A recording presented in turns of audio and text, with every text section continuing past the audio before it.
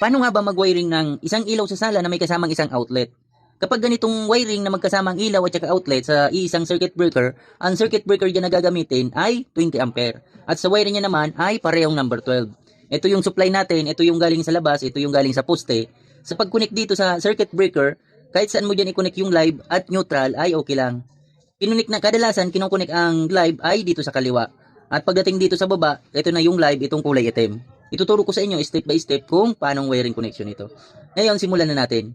Galing circuit breaker, itong neutral niya ay dito na natin yan i-connect sa isang line ng receptacle. Diyan yan nakakonect sa gilid ng receptacle. At dito, sa isang line supply dito sa outlet.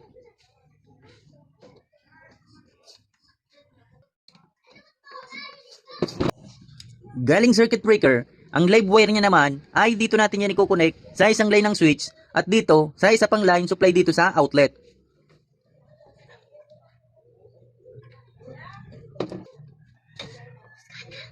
At ang return naman ng switch ay dito natin yan i-connect sa isa pang line ng receptacle. Diyan naman yan nakakonect sa inner part.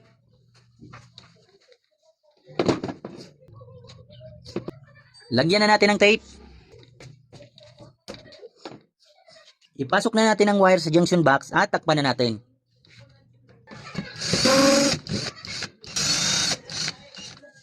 Takpan na rin natin ang circuit breaker. Lagyan na natin ang bulb. I-on natin ang circuit breaker. Ngayon, i-try natin ang ilaw. I-on natin. Try naman natin ang outlet.